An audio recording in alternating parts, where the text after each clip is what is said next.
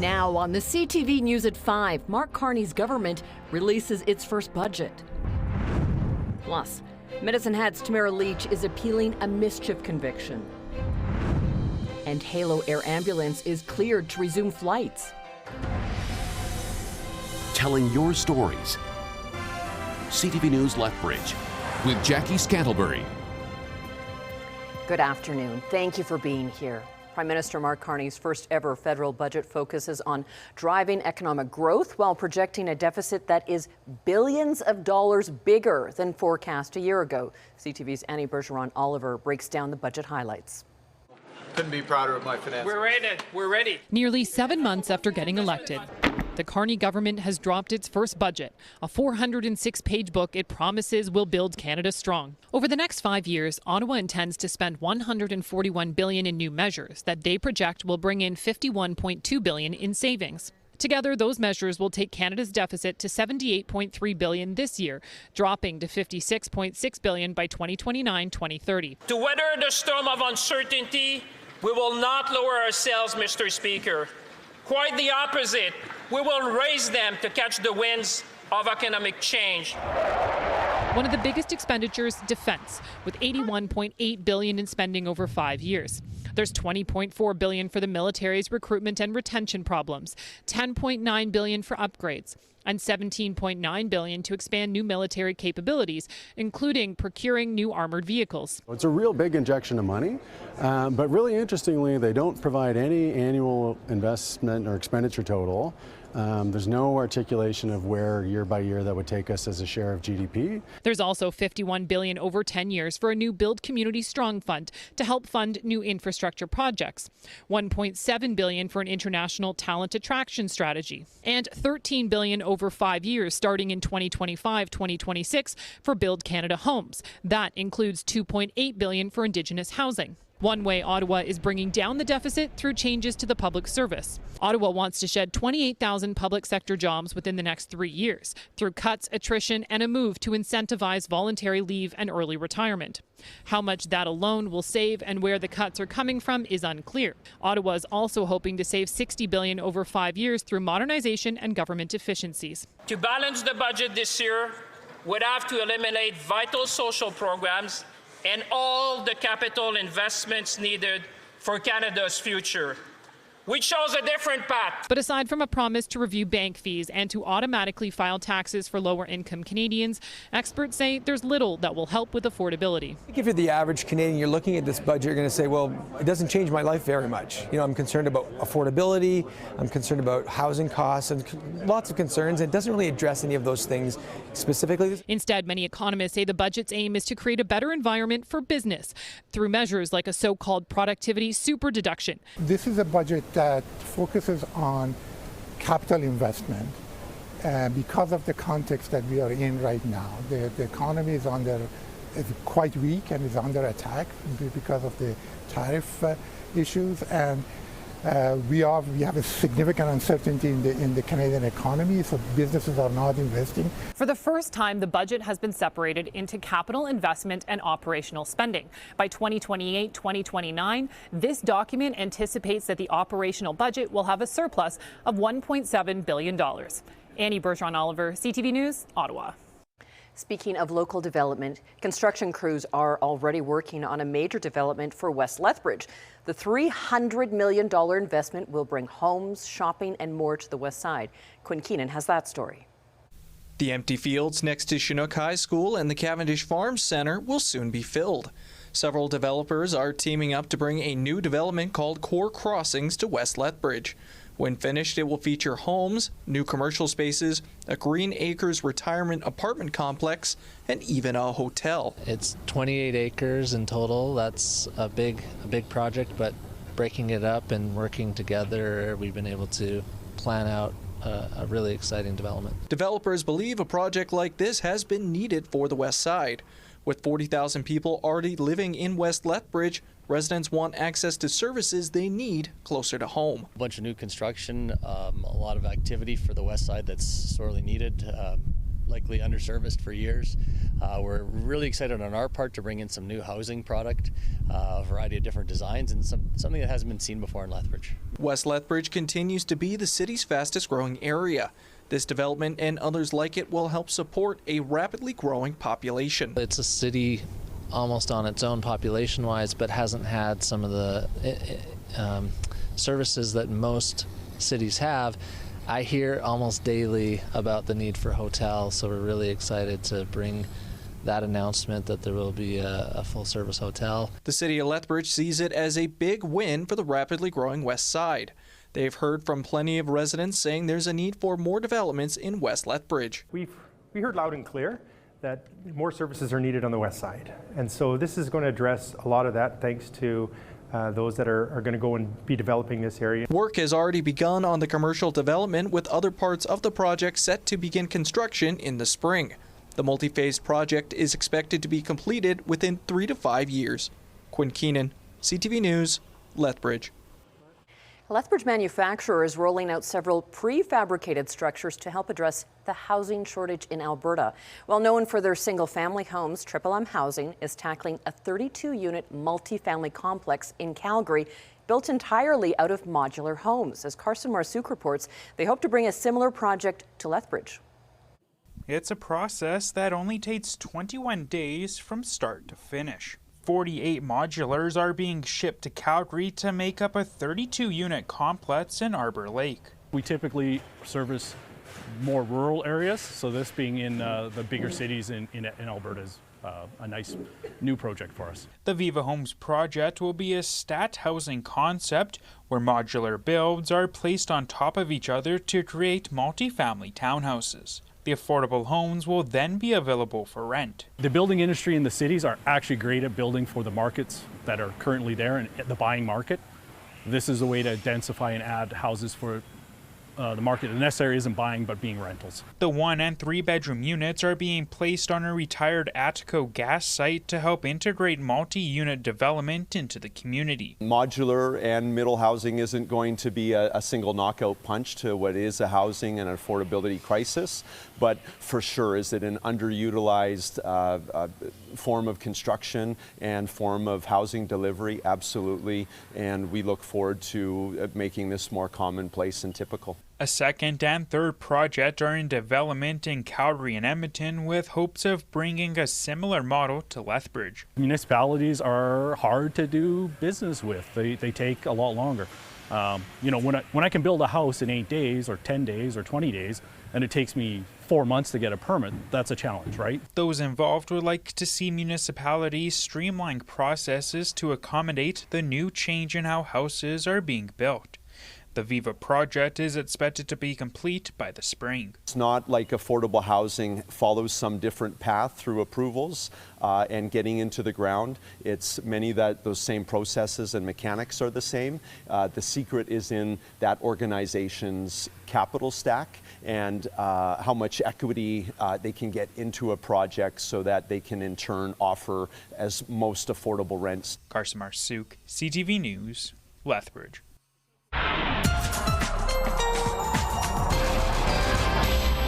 Danielle Savoni joins us with the latest on the forecast, and a pretty nice day out there, Danielle. Yeah, we're doing quite well. The winds are calm, the sun's been out. We got to 9 degrees in Lethbridge today, and now we're at 8. So maybe we're slowly starting to cool for the day at this point. Just to look at temperatures overall, it's 4 in Milk River, 8 in Medicine Hat, 9 in Brooks, and 7 in Pincher Creek. Again, winds calm everywhere. What we are looking at and what I'm watching is this stateside system and this push of moisture. This means for the next few days, we're looking at on and off moisture in the far south. We'll talk about that coming up. All right, thanks, Danielle. Lethbridge police are looking for a man they describe as a prolific offender. 36-year-old Mark Hagan is wanted on multiple outstanding warrants, including for break and enter, false pretenses, trafficking stolen property, production and possession of a controlled substance for the purpose of trafficking, and failing to comply with release orders. Anyone who has seen Hagan or has information on his whereabouts is asked to contact either police or Crime Stoppers. Medicine Hat's Tamara Leach is appealing a mischief conviction for her role in the Freedom Convoy that paralyzed downtown Ottawa in early 2022. Leach and fellow organizer Chris Barber were found guilty of mischief back in April for their roles in the mass demonstration. Lawyers for Leach say that she encouraged protesters to be peaceful, lawful, and safe, and that there was no evidence linking her to the misdeeds of others.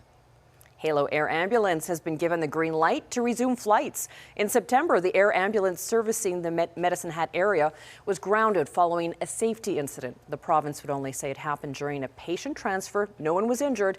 Since then, Emergency Health Services has completed a review and made changes to better ensure communication and safety.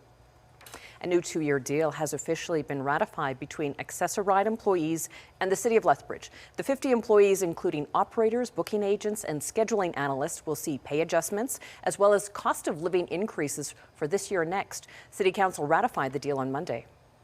UCP MLAs have voted against a contract extension for Alberta's Auditor General as he investigates the procurement of private surgical facilities at AHS. Doug Wiley's 8-year term expires in April, but he offered to stay on for 2 more years to complete his work. He's looking into the province's health procurement process after conflict of interest allegations were made by the former head of Alberta Health Services. Yesterday, UCP members voted for a search committee to start the process to fill Wiley's role. And the Bishop of Edmonton's Anglican Diocese is upset about the province using the notwithstanding clause to force teachers back to work. Bishop Stephen London says he is speaking out because when one fundamental freedom is denied, it is possible to imagine other fundamental freedoms being denied as well. He says when democratic institutions around the world are becoming fragile, it would be wise to step back from this action. The bishop is calling on the Premier to amend the Back to Work Act to remove the notwithstanding clause. Canada and Pakistan have agreed to facilitate the export of Canadian canola to the South Asian nation. Ottawa has been looking to open new markets for the commodity after China announced preliminary anti-dumping duties on Canadian canola imports in August. It's speculated the move is from China is a response to the 100% Canadian tariff on imports of Chinese electric vehicles. Well, it's the start of Veterans Week, and it was marked today with a flag raising outside City Hall. The week is to honor veterans in our community leading up to Remembrance Day. A number of events will be taking place throughout the week, including Military Appreciation Night at the Hurricanes game Friday. Following the flag raising, the Lethbridge Legion officially opened the new Memorial Crosswalk on 4th Avenue South near the Cenotaph. The crosswalk features the phrase, "Lest we forget," in English, French, and Blackfoot. It's kind of nice that it's in this area, at the backdrop of the Cenotaph in our community, and there might be talk of possibly changing the name of this road to maybe to Veterans Avenue permanently on a year-round basis, but that's something that council will have to decide on. But I think it really it's a nice, puts a nice bookmark to a wonderful project and a wonderful area to commemorate and to remember our veterans. To mark Remembrance Day, there will be 2 ceremonies next Tuesday, one at the Lethbridge Trade and Convention Centre and another outside at the Cenotaph. All right, weather is coming up after this break. Plus, some pharmacists say they can't get enough COVID vaccines.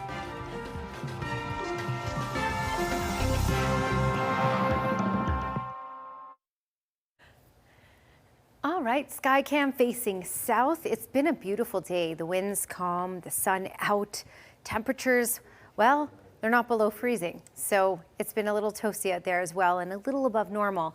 6 degrees was the high in Calgary today and Edmonton, 12 in Vancouver, 11 in Victoria, and those double digits in through that Toronto, Ottawa, Montreal, Fredericton corridors you can see here.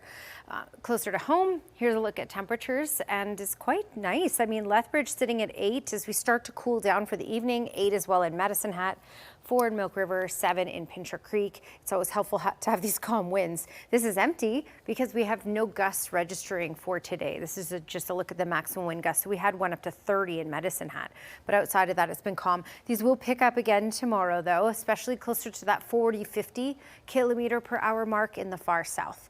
When you look at radar, satellite, you can see this system, as we talked about, it did peak in last night to the far south a little bit, very isolated, but it's mainly been tracking towards the south. We're going to get a big push of moisture from the south, though, over these next 24 hours and even over these next 3 days on and off. And that's going to lead to on and off cloud cover, some rainfall, some snowfall. even some freezing rain in this longer term forecast. So there's that push of moisture right there. So this is making its way out, but we got another one right behind it. So what is this going to do to our hour by hour? Well, nothing for the next couple of hours. But as we head in through tomorrow, we're going to notice the clouds increasing for tomorrow. The winds will start to pick up, gusting up to 40 kilometers per hour. The key thing, though, for Wednesday morning, tomorrow morning, is that we're looking at kicking it off with some mixed precipitation. So rain mixed in with some wet snow is possible, even freezing rain is possible. So the roads may be a little slick out there for tomorrow morning. If you do see the moisture, take your time, because we're at that time of year where it starts to get a little slippery. All right, and then it clears out of the far south mainly for the rest of Wednesday in the afternoon and evening hours. But you can see that spin on that system, mainly impacting central Alberta, off into Saskatchewan, but it will throw a couple waves in late Thursday and in through Friday as well. And this is also going to push in some cooler air from the north, which is why temperatures are going to really cool down by the time we get into Friday, Saturday, and Sunday. And then we have more moisture, even the risk of freezing rain back for Friday as well. Okay, -2 overnight tonight with a wind chill of -4, meaning wind chill of -4 to kick off tomorrow morning in the East Kootenay area, a high of +4. And in the morning tomorrow, 1 to 2 centimeters is certainly possible. Crow's Nest Pass, you're looking at a high of 7 for tomorrow, wind chill of -9 in the morning, the risk of freezing rain as well. And for Medicine Hat, gusty tomorrow, but stable, 9 degrees as the high. And when you look at Lethbridge, longer range forecast, with the morning, you're looking at a wind chill of -9. Risk of freezing rain is certainly possible in the morning, along with rainfall and snowfall. That's really the story in the morning. So again, roads may be a little slick. 7 degrees is our high tomorrow, 11 though by Thursday.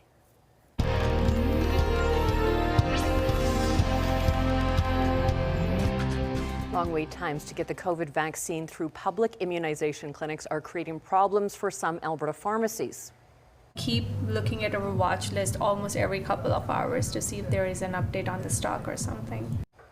Pharmacist Molly Patel is constantly checking her supplier's website to see if the COVID vaccine is available. More often than not, it says 0 in stock, with a message that says limited supply as per vendor. When it does become available, several pharmacists say they're only allowed to order a maximum of 10 vaccines a day because the vaccine is being given through public health immunization clinics. Patel says pharmacists weren't prepared for the high number of Albertans who would turn to them instead.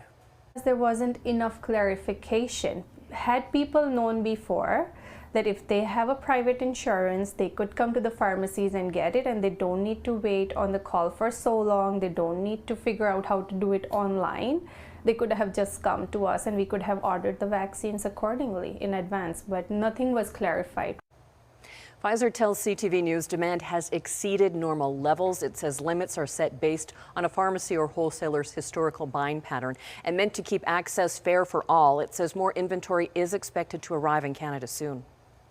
Still ahead on the CTV News at 5, a 17-year-old defenseman who is already 7 feet tall. We have that story coming up next. A teen hockey player is towering over his teammates. At 7 feet tall, he is one of the tallest hockey players in the world and hopes to reach new heights with his new team. CTV's Colton Weens has more. At first glance, Alexander Karmanov looks like an average hockey player, but compare him to everyone else on the ice, and the difference stands out. How tall are you? 7 feet. Listed at 7 feet tall, 278 pounds, the 17-year-old is considered the tallest active player in the world, according to online hockey database Elite Prospects. He obviously protects the net as his big body, but then he also knows, when to take a shot.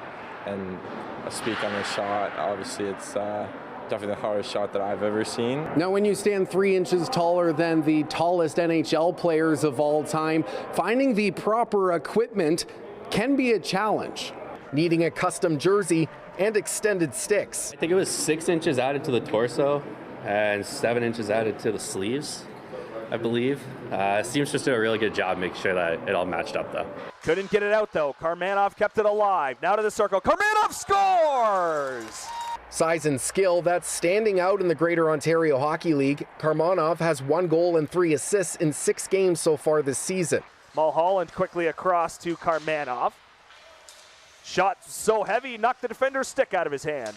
Karmanov was drafted by the Brantford Bulldogs as well as the Fargo Force of the USHL and is committed to play for Penn State in the NCAA.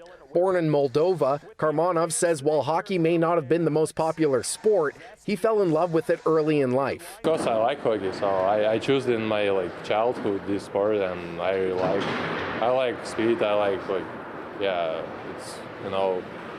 drive, and it's fun. And at just 17, starting his junior career in Canada, there's lots of time for his game and for him to grow. I'm big, so have to use it. Colton Weens, CTV News, Brantford. Still ahead on the CTV News at 5. The big impact little dolls being made by Canadians are having on children in war-torn countries.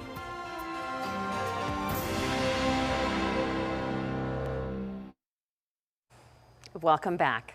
They are tiny dolls that have made a very big impact. And now some knitters from Kemptville Retirement Living in Ontario, they've made more than 800 little Izzy dolls that are going to be sent to kids in war zones overseas. And this is now continuing a tradition started by a fallen peacekeeper.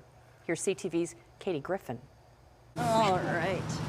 Inside these boxes, I think you're gonna need more parts. Yeah. Precious cargo. I did 225 myself, and it's been a joy to do them for the kids. Noella Claroux is a resident at Kemptville Retirement Living. She and others knitting hundreds of Izzy dolls. We had a knitting club on Tuesday, and we all got together and we all knit. The dolls, symbols of friendship and peace, are named after Master Corporal Mark Isfeld. He was killed by a landmine while on tour in Croatia 31 years ago. Before his death, his mom made dolls he distributed to children wherever he went. We have 883 Izzy dolls with us today. His legacy living on. It's amazing. In one swoop, they've given us more dolls than we raised all of last year. The group donating the dolls to the Canada Aviation and Space Museum. So what we do with them is after November, we pile them together and we send them over to Health Partners International Canada, HPIC, who use them as packing materials for their medical kits that they send out to places in need. Dolls are then distributed to local children. And of course, I had to hop on board. We had so many donations of wool, every different color and kind, and it was just fun to pick out different ones and make our own creations. It's something to do together. A lot of these ladies would knit in their room before, and now they come and they gather in the main lounge and they knit together. Making a big impact, one tiny doll at a time. We would really like a picture of kids receiving them to put up in our home. Katie Griffin, CTV News. Wow. Well, thank you for sharing this time with us tonight. Now here's the early edition of the CTV National News.